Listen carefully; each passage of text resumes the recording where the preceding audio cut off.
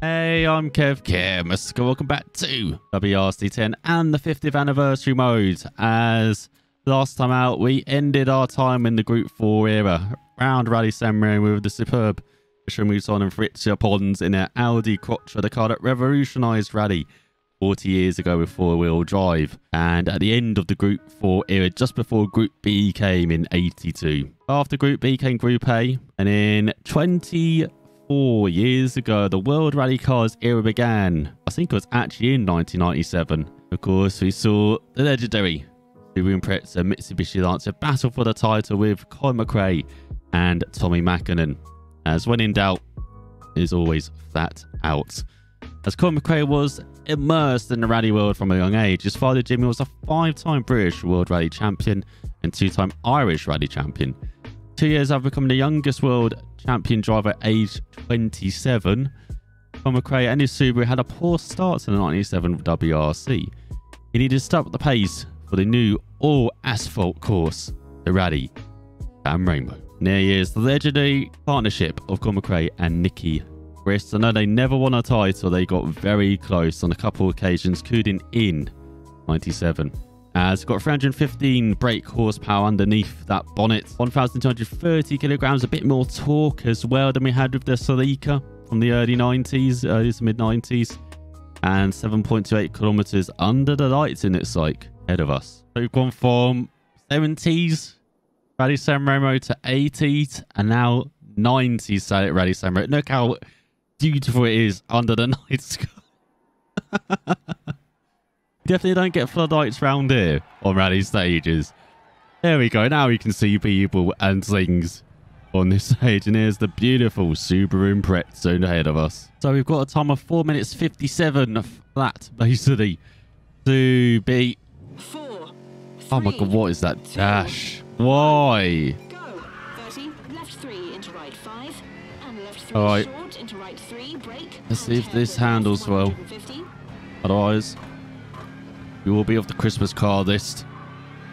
Right 4 JD racing if it's not. 3 short into right 6, medium. And see people behind barriers now. Caution, hard brake, hairpin right, don't cut, 150. Alright, you can definitely chuck the car at the corner. I don't get why I used the same dash as the Toyota. That is very disappointing. Into left 4 opens. Hold on. I'm holding.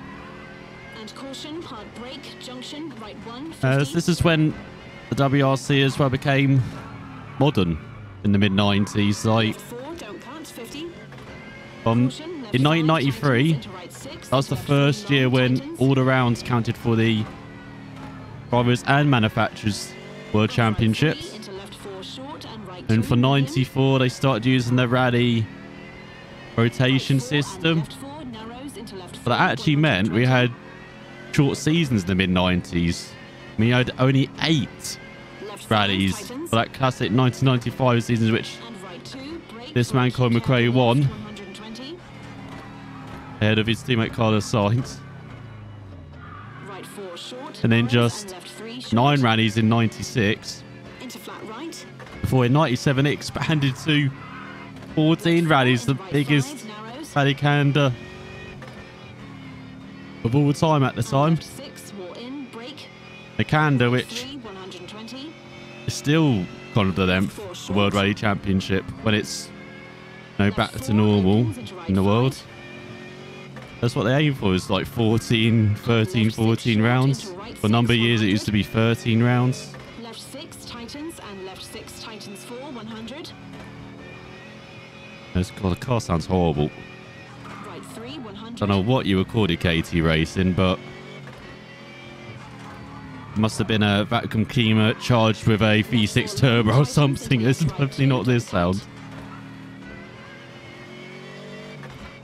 But yeah, this is also when drivers started to take part in every round of the calendar. Of course, with those changes, they had to if they wanted to win the championship. And that started with 94 with Didier Oil competing every round of the season to beat UR Kanken into the title championship. Of course, with the shorter calendars in those mid-90s as well, it was just that was a normal event for a driver and team season beforehand, taking part in like 8 or 9 rallies. So of course they're going to take part in every round. But there's also a time when we saw a bit of lean as well. The World Rally car replacing Group A. There were only 3 manufacturers fighting for the title in Ford, Mitsubishi and Subaru. With their main 9 drivers, you know, McRae, Subaru, Mäkinen, for Mitsubishi and Sainz for Ford. I mean, Toyota would join with oil in the second half of the year, but with the Corolla. Yeah, we talk about nowadays only having 3 manufacturers and basically only having Toyota and Hyundai fighting for the crown this year. With Ford struggling to get up there, even be on the podium. I mean, they're a bit better in this season with Sainz getting multiple podiums, but this was based in McRae 3 Mäkinen, Subaru 3 Mitsubishi. Because this is when it started, that rivalry. Lancia v Impreza.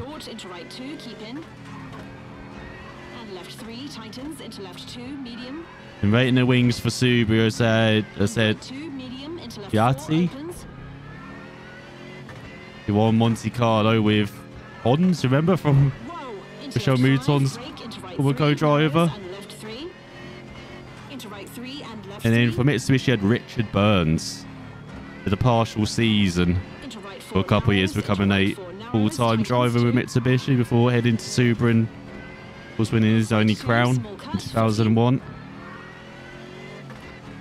Such a shame that we don't have that event. We don't have the 2001 event, I believe. You compete in as completed the objective. As there it is, the Subaru 1-2 ahead of Mäkinen and Sainz. Freddie Loix, fast Freddie. And the Toyota Corolla. Oh, I did love a bit of Freddie Loix back in the day.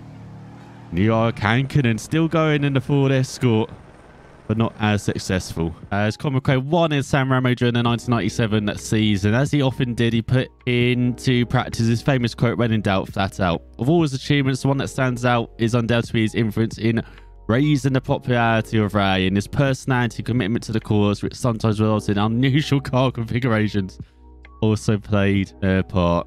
An unbelievable driver and man he was, as for me as well, for a number of Britons as well growing up, he was a major influence for me to get interested into rally, and I probably wouldn't be interested in rallying if Conor McRae didn't exist. Like, his style, his personality as well, like, there was no one like him, and there probably will be no one like him again, despite, you know, some very entertaining drivers in recent years. No one was like Conor McRae. And it was an interesting championship in 97 because in the record books they put it down as 1 point difference between McRae and Mäkinen in the end, with the Finn winning his second title on the trot. But until this San Remo event with 3 rounds remaining, McRae was way back.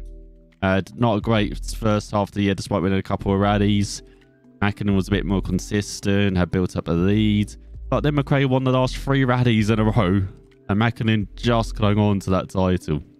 Just a bit too little too late from the Scot. And so next time the shoe will be on the other foot, as we will be in that Mitsubishi Lancia, the classic Mitsubishi Lancia with Tommy Mäkinen, and 1998 Rally San Remo, again the second part of the DLC. And then we're heading into the current World Rally Cars era. God, it flies by, doesn't it, this 50th anniversary mode. But thanks for watching all, and we'll see if we do just as well next time.